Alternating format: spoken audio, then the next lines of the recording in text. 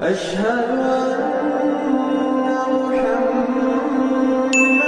رسول الله.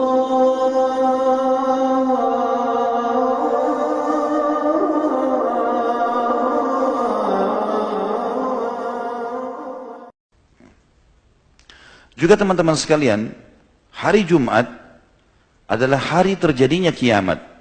Sudah kita sebutkan sebenarnya riwayat tadi, tetapi saya kuatkan lagi dengan riwayat yang lain, riwayat Imam Ahmad dan Ibnu Majah. Kata Nabi SAW, penghulu hari, seluruhnya hari yang diciptakan oleh Allah, dari Senin sampai Ahad adalah hari Jumat.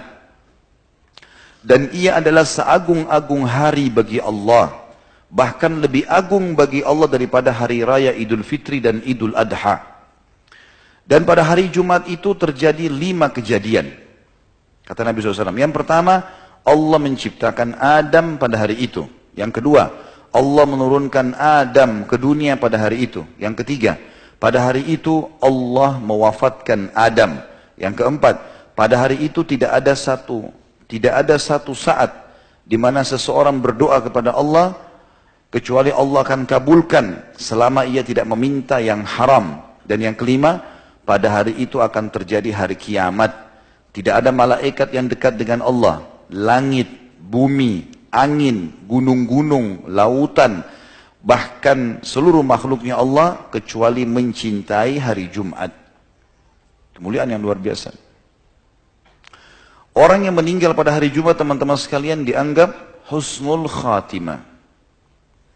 Hadis yang sahih diriwayatkan Tirmidzi, Ahmad, Abu Ya'la dan Baihaqi. Kata Nabi SAW, "Ma min muslimin yamutu yawmal jum'ati aw lailatal jum'ati illa waqahu Allahu fitnatal qabr." Tidak ada seorang muslim yang meninggal di hari Jumat atau malam Jumat, melainkan Allah akan melindunginya dari fitnah kubur. Kata ulama hadis adalah pertanyaan malaikat. Pertanyaan malaikat. Jadi dia akan aman. Ini karunia. Kalau ada yang bertanya, misalnya, Ustaz, bagaimana dengan ahli maksiat? Kuasa Allah SWT. Kita tidak tahu. Pasti orang yang Allah wafatkan di hari itu, orang yang punya kemuliaan. Semoga insya Allah kita termasuk tentunya. Karena semua orang juga akan meninggal dunia. Mati bagi seorang muslim adalah pintu untuk menuju kepada kehidupan abadi. Maka dia merindukan kematian. Dan Allah mengajarkan kita untuk mati yang terbaik. Mati syahid, mati hari Jumat, mati malam Jumat. Maka kita wajar meminta itu. Ya. Allah SWT akan memilih hamba-hambanya yang akan meninggal pada saat itu. Juga kalau teman-teman mau mendapatkan keutamaan sedekah yang paling afdal itu di hari Jumat. Apa saja kita mau keluarkan hari Jumat. Itu sedekah yang paling baik. Dan Alhamdulillah di Indonesia peluangnya luar biasa ini. Karena di hari Jumat menumpuk banyak orang-orang miskin di sekitar masjid. Minta sumbangan. Ada orang begitu lihat orang miskin lari menghindar. Kenapa menghindar? Ya. Kasih kepada mereka. Nanti dikeroyokin Ustaz. Baik. Mumpung dikeroyokin sama orang-orang yang bisa mendatangkan rezeki buat kita. Kalau kita dikeroyoki oleh ahli maksiat, wajar. Kita lari. Masa kalau dikerumuni sama perempuan mau? Ya. Ini yang bujang-bujang nih. Ya.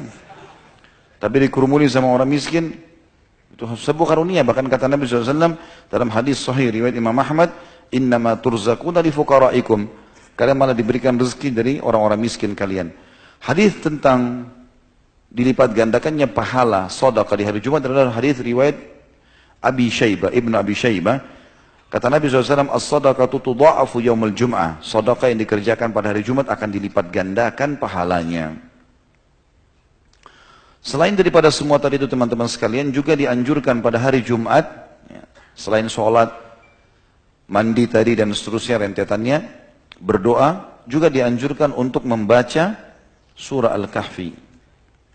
Sebagaimana sabda Nabi SAW dalam hadis yang dihasankan oleh para ulama hadis, kata Nabi SAW, siapa yang membaca Al-Kahfi di malam Jumat, maka Allah akan memberikan cahaya wajahnya antara dia dengan Baitul Atiq. Kata sebagian ulama hadis adalah Ka'bah. Maknanya, kata sebagian ulama, Allah akan mempermudah orang yang rutin membaca Al-Kahfi di malam Jumat untuk sering mendatangi Mekah. Baik itu dengan umrah atau haji. Dikarunia dari Allah SWT. Ada riwayat yang lain, dihasankan juga oleh para ulama hadis, siapa yang membaca Al-Kahfi di hari Jumatnya, maka Allah akan selamatkan ia dari fitnah Dajjal. Lalu bagaimana kita menggabungkan keduanya? Dirincikan oleh para ulama. Yang pertama pendapat mengatakan Jumat itu sudah dihitung masuk mulai maghribnya Kamis. Makanya dinamakan malam Jumat. Makanya orang kalau melihat hilal awal Ramadan, dilihatnya setelah maghrib, kan gitu.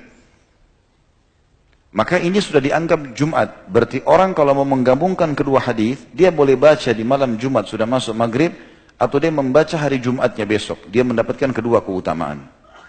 Dia dapat keutamaan cahaya wajahnya, ya, panduan untuk dia akan sering mendatangi Mekah, ya, atau Ka'bah, dan yang kedua adalah dia bisa mendapatkan keutamaan selamat dari fitnah Dajjal.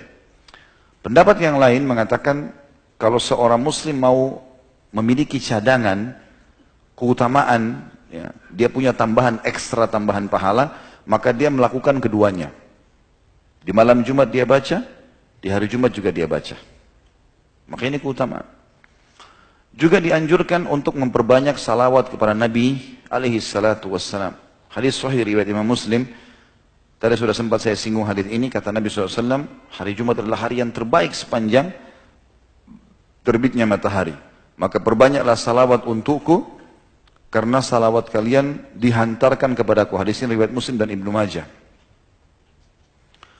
Kemudian juga selain daripada itu, hari Jumat dianjurkan seorang muslim untuk memperbanyak semua jenis amal saleh.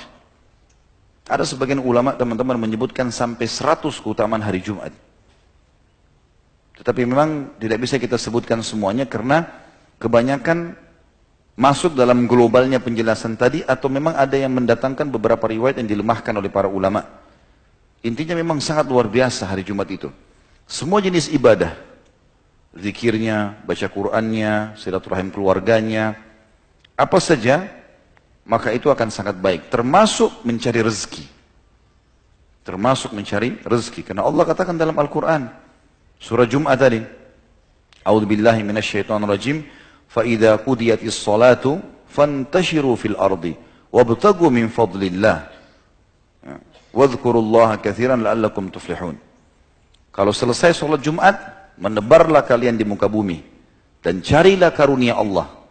Ulama tafsir mengatakan karunia Allah, rezeki, ya, bertemu dengan orang-orang yang dicintai, silaturahim keluarga, apa saja yang membuat seseorang muslim bahagia, gitu kan.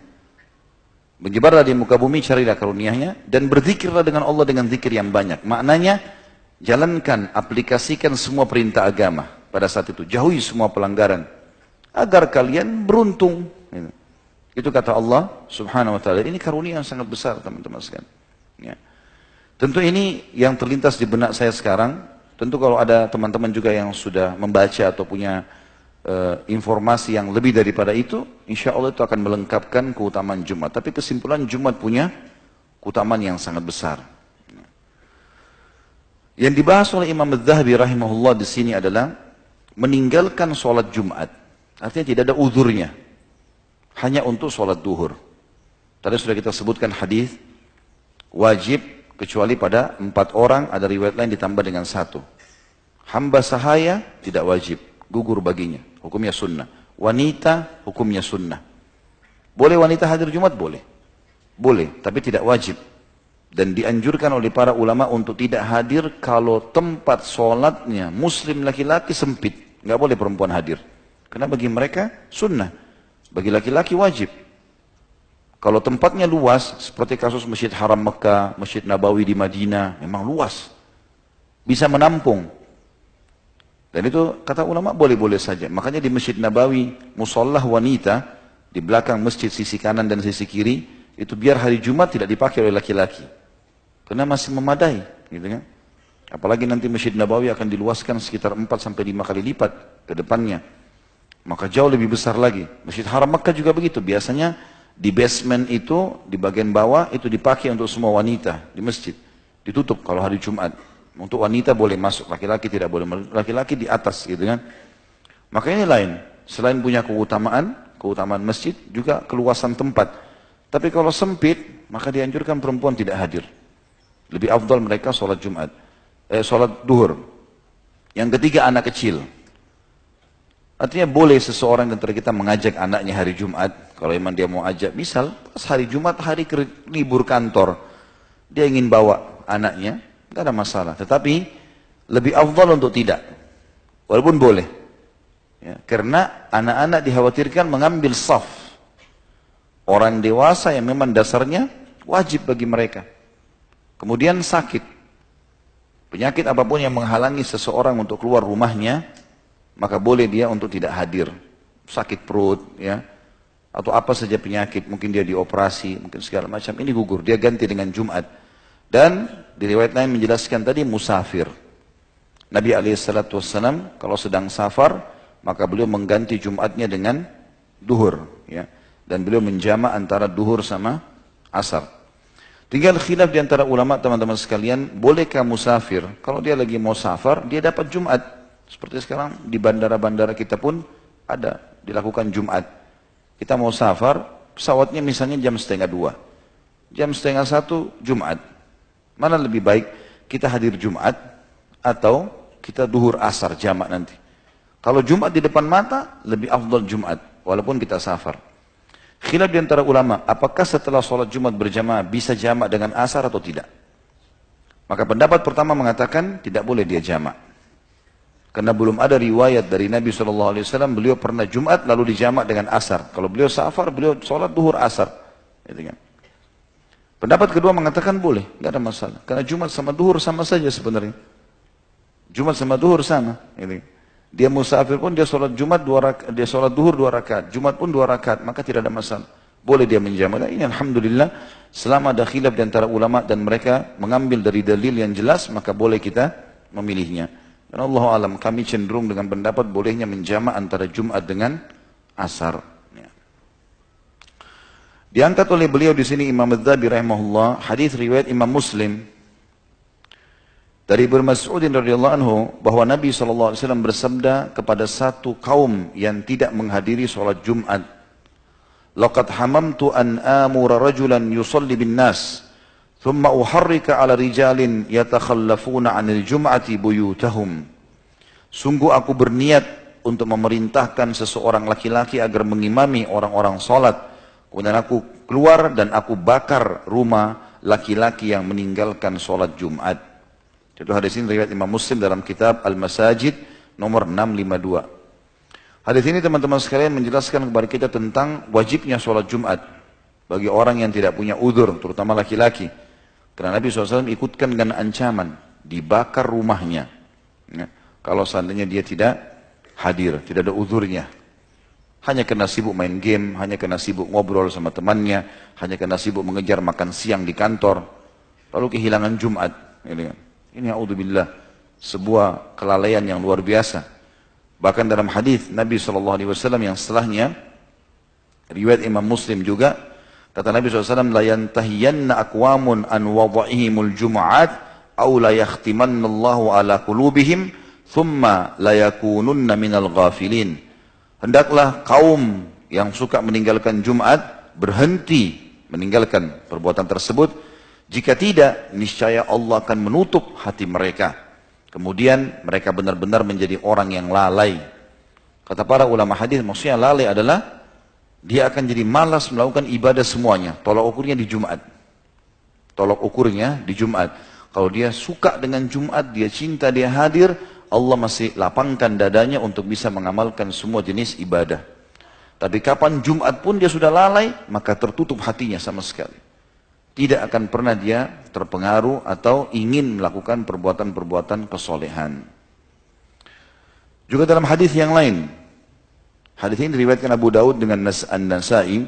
Itu tadi sebelumnya itu diriwayatkan Imam Muslim dalam kitab Jum'ah nomor 865 yang sudah saya sebutkan tadi. Allah akan menutup atau membuat hati orang itu jadi lalai kalau suka meninggalkan Jumat. Hadis yang sekarang riwayat Abu Daud dan Nasai dengan sanad yang kuat juga. Abu Daud menyebutkannya di nomor 1052, An-Nasai sebutkan di nomor 88. Kata Nabi SAW, "Man taraka thalatha jum'ain tahawunan taba'allahu ala qalbih." Barang siapa yang sengaja meninggalkan sholat Jumat 3 kali tanpa alasan karena meremehkannya, maka Allah akan menutup hatinya. makna menutup hatinya artinya sama sekali tidak ada keinginan untuk ibadah. Sebagian ulama hadis mengatakan, satu kali saja dia tinggalkan Jumat tanpa udzur, maka pasti Allah akan tanamkan kesedihan, kesumpekan, ya, kesempitan dada pada dirinya. Sampai dia bertaubat kepada Allah SWT. Walaupun dia sholat duhur. Kecuali punya udzur syar'i. Gitu. Sedangkan musafir saja, atau orang-orang yang sakit saja, kalau memang hatinya dekat dengan Allah, pasti dia merasa kehilangan. Kalau dia tidak sholat Jumat. Gitu. Dan subhanallah, tidak ada orang yang menghadiri Jumat kecuali Allah malah sebaliknya, lapangkan dadanya. Coba teman-teman kalau habis pulang Jumat, bukankah kita merasakan adalah kelapangan dada? Merasa ceria wajah kita. Tidak ada orang keluar Jumat lalu kita lihat sedih. Ceria, gembira, ngobrol yang baik-baik, semuanya jadi enak, gitu kan? Maka jangan sampai lalaikan ini teman-teman sekalian. Ya. Harusnya kita fokus. Kalau perlu, siapapun yang Allah Subhanahu Wa Taala berikan keutamaan bagi dia, misalnya dia punya perusahaan, dia punya apa saja ya, mungkin pekerjaan. Kalau ada liburan untuk orang yang pegawainya dia bisa kasihlah hari Jumat, muliakan hari Jumat itu. Kalaupun tidak, maka hari Jumat berikan kesempatan mereka untuk menghadiri Jumat. Kita juga panen pahalanya. Kita juga panen pahalanya. Bagi teman-teman yang Allah karunia juga kelebihan rezeki, sedekah hari Jumat. Punya pegawai, berikan mereka makan gratis. Traktir teman-teman, ibadah.